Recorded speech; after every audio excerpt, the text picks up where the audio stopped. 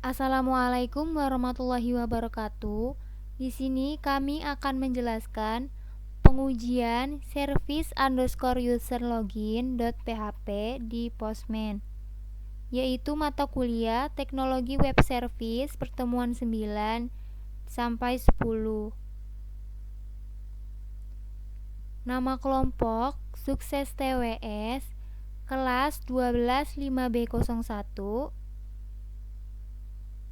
Perkenalkan, nama saya Dina Anwar dengan NIM 12181670. Perkenalkan, nama saya Nisa Azkiatun Nufus dengan NIM 12182744. Perkenalkan, nama saya Haidar Lutfia dengan NIM 12182695. Oke, ini adalah tugas minggu 9 sampai 10, yaitu implementasi client service PHP, MySQL dan Android. Studi kasusnya login service in PHP and MySQL for Android application. Lalu tugas mahasiswa adalah mengikuti tahapan-tahapan di atas sampai menghasilkan file service_user_login.php. Yang kedua, membuat dokumentasi dalam bentuk video dan menguji service_user_login.php. Tools yang digunakan adalah Postman. Lalu yang ketiga, pemberitahuan link video di YouTube. Masing-masing mahasiswa login ke e-learning sesuai dengan jadwal perkuliahan, yaitu pertemuan 9 progresnya dan 10 hasil keseluruhan atau final. Lalu langsung aja kita klik link biru ini.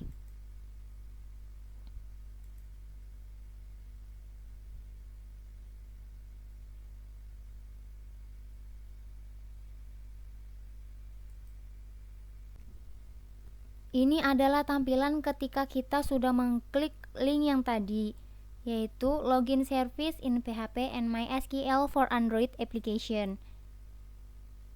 Ini adalah beberapa tahapan dari tugas tersebut, yaitu yang pertama, kita diharuskan membuat tabel di MySQL dengan nama tbl_user, yaitu berisi ID, username, password, status. Dan jika sudah jalan atau running, maka tampilannya seperti ini. Lalu yang kedua, kita mengisi data sementara. Ini codingannya. Dan hasilnya akan seperti ini. Lalu yang ketiga, membuat file PHP dengan nama service_userlogin.php. Ini adalah tahapan selanjutnya. Lalu ini adalah codingan komplit atau codingan full dari file service user login.php. Jika ingin memerlukan, tinggal copy paste aja lalu pindahkan ke tools yang kalian pakai. Di sini aku akan pakai Sublime Text. Lalu kemudian kita jalankan file PHP yang tadi menggunakan worm atau sum dengan password atau username sebagai parameter URL. Jika berhasil, maka outputnya seperti ini: respons, status 1, user ID 1, message, login successfully. Ini adalah tampilannya.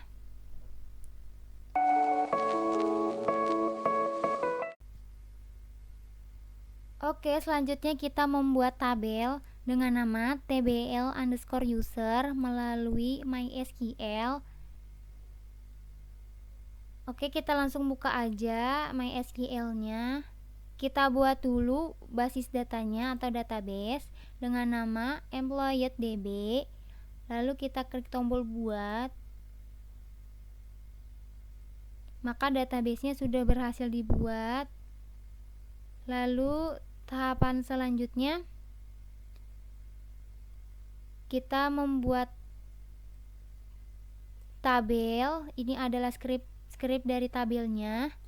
Kita copy, lalu kita klik icon SQL ini, lalu kita paste. Di sini saya akan menjelaskan sedikit. Nama tabelnya itu tbl_user, ID-nya tipe datanya integer, ukurannya 11, not null, dan auto increment karena sifatnya primary key. Lalu username-nya tipe datanya varchar, ukurannya 50. Passwordnya tipe datanya varchar, ukurannya 50. Status tipe datanya integer, ukurannya 11. Primary key-nya itu ID. Oke, selanjutnya kita klik tombol kirim. Lalu kita cek kembali di sini tabel usernya sudah dibuat, tetapi tidak ada isinya. ID user, password maupun status isinya masih kosong. Lalu kita isi dengan data sementara, yaitu dengan mengklik icon SQL. Lalu kita copy script SQL ini.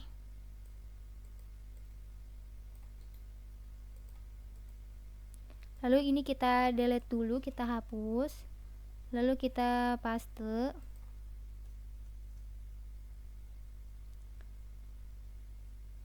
Satu ini sebagai ID, niraf@gmail.com ini sebagai username, niraf ini sebagai password, dan satu ini bersifat status, dan seterusnya. Oke, langsung aja kita klik tombol kirim. Lalu kita periksa kembali.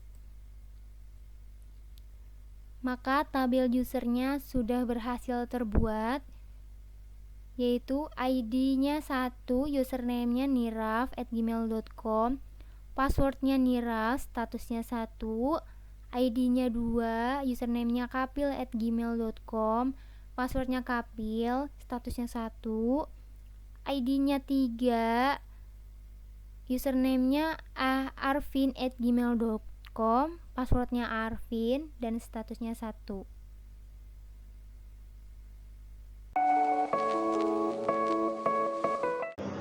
Kemudian kita copy codingan yang tersedia yang ada pada link ke Sublime Text.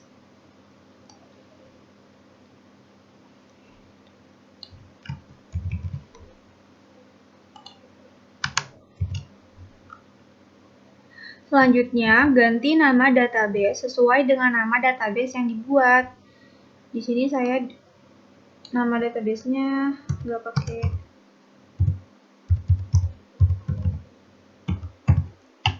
caps lock. Lalu tambahkan kutip 1 pada line 4 dan 6 di username.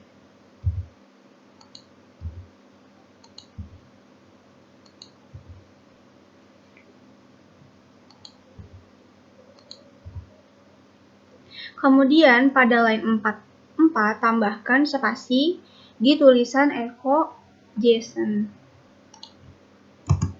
Kemudian save. Pada data C, kemudian SMTP, klik htdocs, save di sini dengan nama service.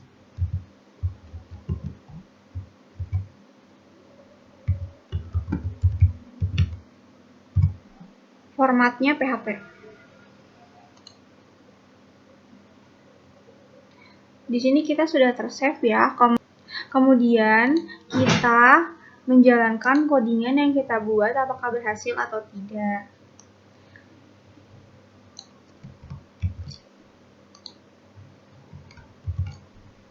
Karena kita tidak memakai folder, jadi kita hapus. Kemudian sesuaikan username dan passwordnya.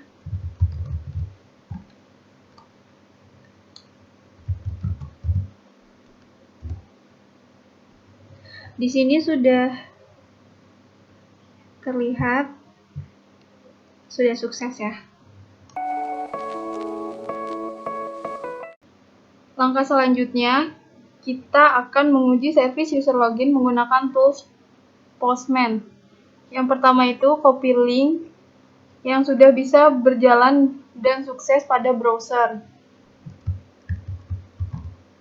Selanjutnya membuka Postman, lalu klik tanda tambah pada bagian atas, salin URL pada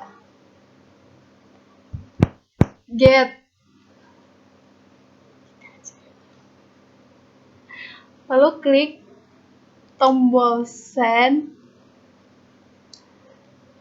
Selanjutnya di sini akan ada codingan yang kita gunakan, lalu klik preview untuk melihat hasilnya. Dan di sini statusnya sudah login successful. Kalau misalkan password yang kita gunakan salah,